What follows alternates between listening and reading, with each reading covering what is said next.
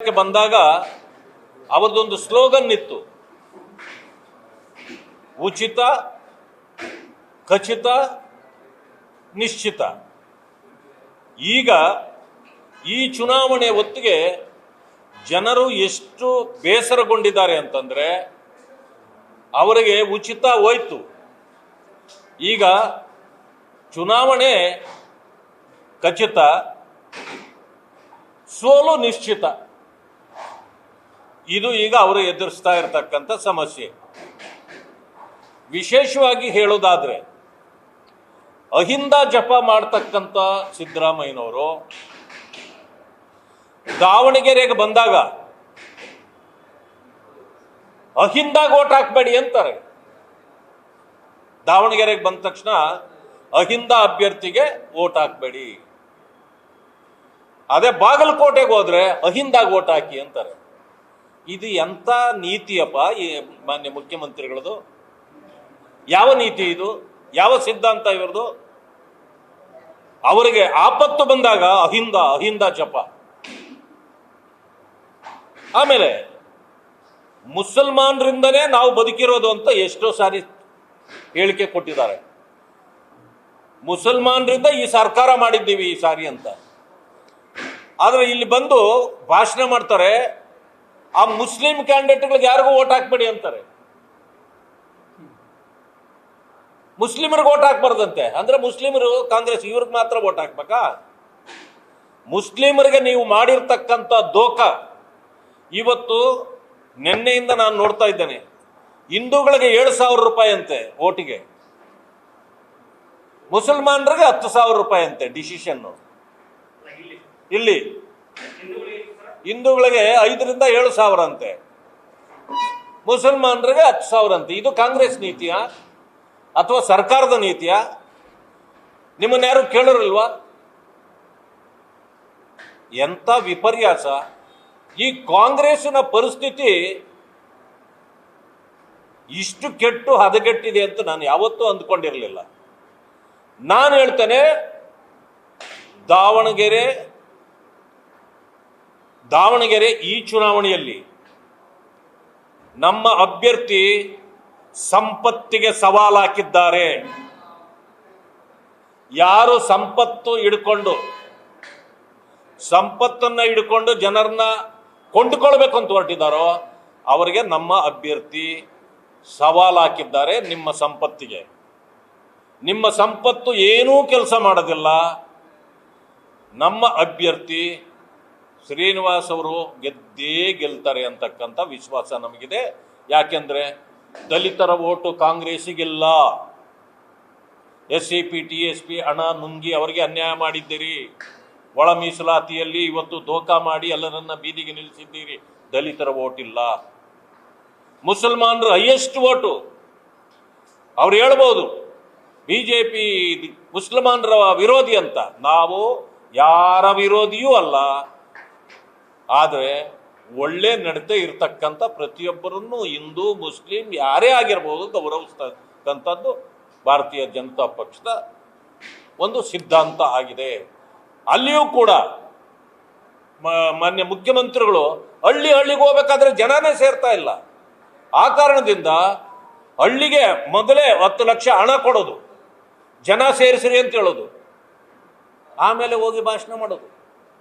ಇಂಥ ಪರಿಸ್ಥಿತಿಯಲ್ಲಿ ಕಾಂಗ್ರೆಸ್ ಅನ್ನು ನಾವು ಇವತ್ತು ನೋಡ್ತಾ ಇದ್ದೀವಿ.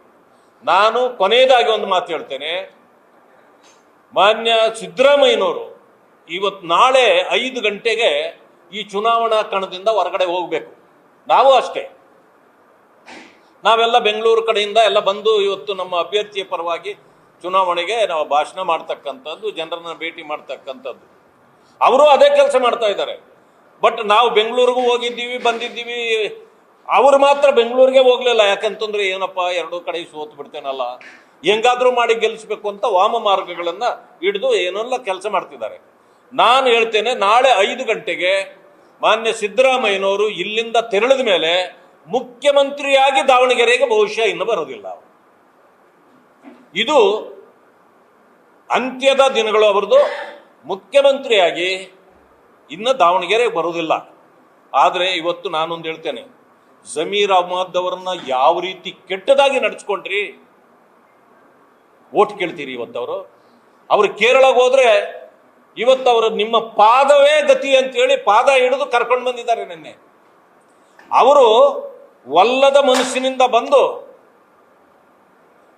ಅರ್ಧ ಗಂಟೆ ಕುಳಿತು ಊಟ ಮಾಡಿ ಹೊರಟೋಗಿದ್ದಾರೆ. ಆದ್ರೆ ನಾನು ಹೇಳೋದು, ಮಲ್ಲಿಕಾರ್ಜುನ್ ಅವರು, ಶಾಮನೂರವರ ಮಗ ಮಲ್ಲಿಕಾರ್ಜುನ್ ಅವರು ಯಾವ ಮಟ್ಟಕ್ಕೆ ಇಳಿದಿದ್ದಾರೆ ಅಂತಂದ್ರೆ, ಓಟಿಗಾಗಿ ಕಬಾಬ್ ತಿನ್ಸೋದು ಯಾರನ್ನಾರು ನೋಡಿದ್ದೀರಾ ನೀವು? ನಮಗೆ ಓಟ್ ಹಾಕ್ರಪ್ಪ ಅಂತ ಹೇಳಿ ಕಬಾಬ್ ತಿನ್ಸೋ ಮಟ್ಟಕ್ಕೆ ಬಂದ್ಬಿಟ್ರಲ್ಲ. ಇದು ನಿಮ್ಮ ಸಮುದಾಯಕ್ಕಾಗ್ಲಿ ನಿಮ್ಮ ಕುಟುಂಬಕ್ಕಾಗ್ಲಿ ಗೌರವ ತರ್ತಕ್ಕಂಥ ಒಂದು ವಿಷಯವಾಯಿತು. ಎಂಥ ವಿಪರ್ಯಾಸ! ಅಧಿಕಾರಕ್ಕಾಗಿ ಏನು ಬೇಕಾದರೂ ಮಾಡಬಹುದು ಅನ್ನೋ ಒಂದು ಇದನ್ನ ಮಾಡ್ತಾ ಇದ್ದಾರೆ. ನೀವೇನೇ ಮಾಡಿದರೂ ಕೂಡ ಯಾವ ಪವಾಡವೂ ಆಗೋದಿಲ್ಲ. ಭಾರತೀಯ ಜನತಾ ಪಕ್ಷ ಎರಡೂ ಕಡೆ ಗೆಲ್ತದೆ ಅಂತಕ್ಕಂಥ ವಿಶ್ವಾಸ ನನಗಿದೆ.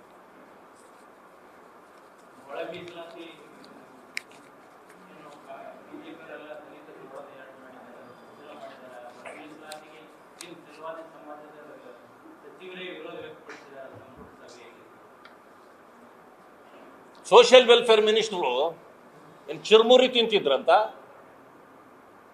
ಜನಗಣತಿ ಆದಾಗ ಏನ್ ಮಾಡ್ತಿದ್ರು?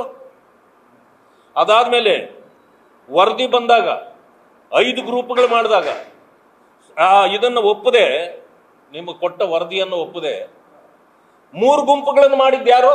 ಕಾಂಗ್ರೆಸ್ ಅಲ್ವಾ? 3 ಗುಂಪುಗಳನ್ನು ಮಾಡಿ ಅದು ಸರಿಸಮನಾಗಿ ಇಲ್ಲದೆ ನೀವು ಸಮಾನಾಂತರ ಜಾತಿಗಳನ್ನು ಒಟ್ಟುಗೂಡಿಸದೆ ರೈಟ್ನಲ್ಲಿರೋರನ್ನ ಲೆಫ್ಟ್ಗೂ ಹಾಕಿದ್ದೀರಿ, ರೈಟಲ್ಲಿ ಇರಬೇಕಾದವರನ್ನ ಅಲಿಮಾರಿಗಳು ಅಂತ ಬೇರೆ ಕಡೆಗೆ ಹಾಕಿದ್ದೀರಿ. 3 ಗ್ರೂಪ್ ಮಾಡಿ ಅದನ್ನ ಗೊಂದಲ ಸೃಷ್ಟಿಸಿ ಯಾರಾದರೂ ಕೋರ್ಟ್ಗೆ ಹೋಗ್ಲಿ, ಸ್ಟೇ ಕೊಡ್ಲಿ, ಅದು ನಿಂತು ಹೋಗ್ಲಿ, ಇದು ನಿಮ್ಮ ಉದ್ದೇಶ. ನಾವೆಂಗೆ ಈಗ ಸರ್ಕಾರ ನಮ್ಮದಿದ್ರೆ ಈ ಒಳ ಮೀಸಲಾತಿಯನ್ನ 3 ಗುಂಪು ಮಾಡಿ ಗೊಂದಲ ಸೃಷ್ಟಿ ಮಾಡಿದ್ರೆ ನಾವು, ಇದು ನೀವು ಹೇಳೋದು ಸರಿ. ಕಾಂಗ್ರೆಸ್ ಸರ್ಕಾರ ನಮ್ದ? ನಾಚಿಕೆ ಆಗ್ಬೇಕು ಅವ್ರಿಗೆ ಹೇಳಲಿಕ್ಕ ಮಾತುಗಳನ್ನ. ನಾಚಿಕೆ ಇಲ್ಲ. ಮೊನ್ನೆ ಇದು ಯಾರೋ ಹೋಮ್ ಮಿನಿಸ್ಟ್ರು ಡಾಕ್ಟರ್ ಪರಮೇಶ್ವರ್ ಕೂಡ ಅಜ್ಞಾನದ ಮಾತುಗಳನ್ನು ಆಡಿದ್ದಾರೆ. ಇದೆಲ್ಲಕ್ಕೂ ಕೂಡ ಸೋಷಿಯಲ್ ವೆಲ್ಫೇರ್ ಮಿನಿಸ್ಟರ್ ಮಹದೇವಪ್ಪ ಕಾರಣ. ಇವತ್ತು ಪರಿಶಿಷ್ಟ ಜಾತಿಯವರು ಪೂರ್ತಿ ಇವತ್ತು ಬೀದಿಯಲ್ಲಿ ನಿಲ್ಲಿಸಿ ಇವರು ರಾಜಕಾರಣ ಮಾಡ್ತಿದ್ದಾರೆ ಕಾಂಗ್ರೆಸ್ನವರು. ಇದರಲ್ಲಿ ಇದು ಬಿಜೆಪಿಯ ಯಾವ ಹಸ್ತಕ್ಷೇಪವೂ ಇದರಲ್ಲಿ ಇರಲಿಕ್ಕೆ ಸಾಧ್ಯ ಇಲ್ಲ. ಅದು ಎಲ್ಲರಿಗೂ ಗೊತ್ತಾಗತ್ತೆ, ಜನರಿಗೂ ಗೊತ್ತಾಗತ್ತೆ, ತಮಗೂ ಗೊತ್ತಾಗತ್ತೆ. ಯಾಕಂದ್ರೆ ನಾವು ಅಧಿಕಾರದಲ್ಲಿಲ್ಲ, ಇದನ್ನೆಲ್ಲ ಮಾಡಿರ್ತಕ್ಕಂಥದ್ದು ಕಾಂಗ್ರೆಸ್.